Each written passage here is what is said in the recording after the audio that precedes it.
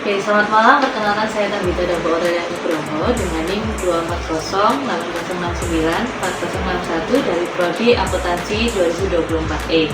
Jadi di sini saya akan mewawancarai seorang guru. Mohon bisa perkenalan Bapak? Oke, nama saya Pak Mukriyadi, ngajar di SMPK Selamari Surabaya. Oke, Yadi, mengajar guru apa Bapak? Guru IPS. Oke, di SMP Selamari Iya. Surabaya.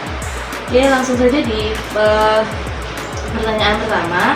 Jadi menurut Bapak nih, bagaimana kesadaran masyarakat terhadap nilai-nilai kewarganegaraan seperti misal contohnya gotong royong dan juga toleransi?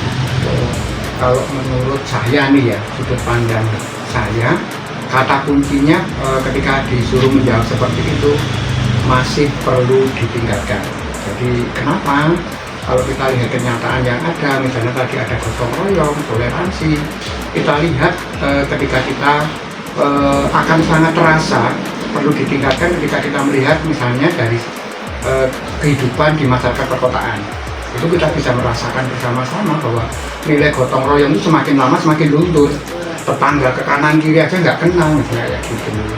Tapi memang kalau masyarakat desa lain, jadi agak bertolak belakang memang. Tapi kalau berbicara toleransi misalnya, kita juga masih bisa melihat kenyataan yang ada kasus-kasus yang intoleran, kan gitu. Banyak kasus, banyak sekali kasus-kasus intoleran, misalnya tidak menghargai agama satu dengan yang lain, pembakaran tempat ibadah, pelarangan beribadah, misalnya kayak itu kan intoleran kan begitu. Saya pikir ya kata kuncinya itu masih perlu ditingkatkan.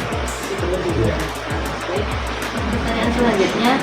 Jadi bagaimana sih Bapak ini kan seorang guru, bagaimana peran guru di dalam menanamkan sikap kepedulian sosial dan tanggung jawab sebagai warga negara kepada para siswanya, Bapak?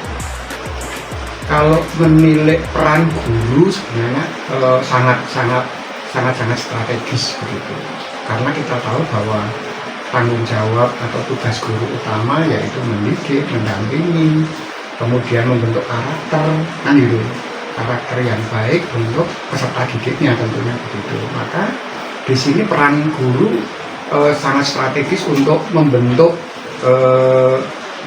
karakter-karakter dari siswa yang tadi yang dimaksudkan. Banyak sekali karakter-karakter yang harus dipersiapkan, apalagi di tahun 2045 dan 2045 bahwa negara kita kan punya tujuan jadi negara maju nih kan, berarti kan harus karakter generasi muda, sekarang kan generasi emas, maka perlu dibentuk. Bentuknya melalui apa?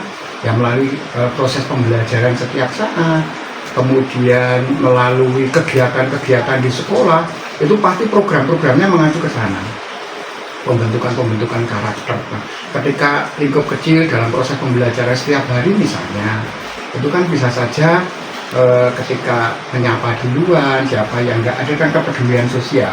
Ketika ada temennya yang nggak sakit, lalu mencoba untuk diingatkan bagaimana sudah menengok belum, bagaimana peran kita, nah misalnya apakah bisa kita bantu, bagaimana kalian. Nah ini kan lingkup-lingkup yang setiap saat guru itu bisa ditanamkan lewat proses pembelajaran yang ada. Kalau lewat kegiatan-kegiatan pasti bisa kita lihat berbagai kegiatan, macam-macam kegiatan, misalnya tentang kemandirian. Di sana ada misalnya gelar karyanya anak-anak, bagaimana mereka mengerjakan, diajari tentang banyak nilai-nilai tentang kemandirian. Misalnya satu kegiatan misalnya nih P5, proyek P5 misalnya tentang kewirausahaan. Lalu kan anak-anak diajari banyak bagaimana mereka bergotong royong, lalu bisa membuat roda, kemudian bagaimana menentukan harga, bagaimana mendapatkan keuntungan, misalnya kayak gitu. Itu kan nilai-nilai yang harus mereka kuasai untuk mempersiapkan diri di tahun 2045 ke depan. Begitu sih kalau saya. Berarti peran guru ini pastinya sangat penting ya Pak di lingkungan sekolah untuk bisa membentuk siswanya itu menjadi pribadi yang lebih bertanggung jawab gitu. Betul sekali. Sebagai warga negara. Setiap hari mereka bertemu, disitulah pembentukan karakter akan berlangsung. Begitu. Ya, lanjut ke pertanyaan ketiga Bapak.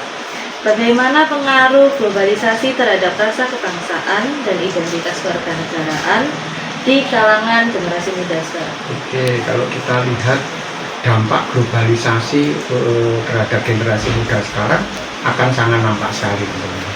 Nilai-nilai nasionalisme mulai luntur, kemudian tidak menyukai produk-produk dalam negeri, misalnya sikap hidup yang kebarat-baratan, kemudian konsumerisme dalam kehidupan kita terasa akan lebih menyukai budaya-budaya barat dibandingkan budaya negara sendiri. Jadi memang dampaknya memang begitu dahsyat. Anak-anak misalnya ketika generasi muda saat ini lebih menyukai lagu-lagu Korea misalnya kayak gitu dibandingkan lagu-lagu daerah sendiri, begitu sih.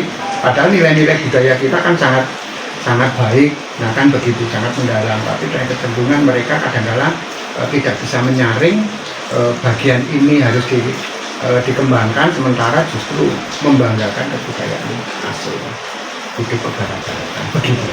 Ya. Terima kasih Bapak, jawabannya cukup menarik. Baik, sekian wawancara saya. Terima kasih banyak Pak Mukri Ya, sudah bersedia meluangkan waktu untuk bisa diwawancarai. Oke, sama-sama. Selamat malam.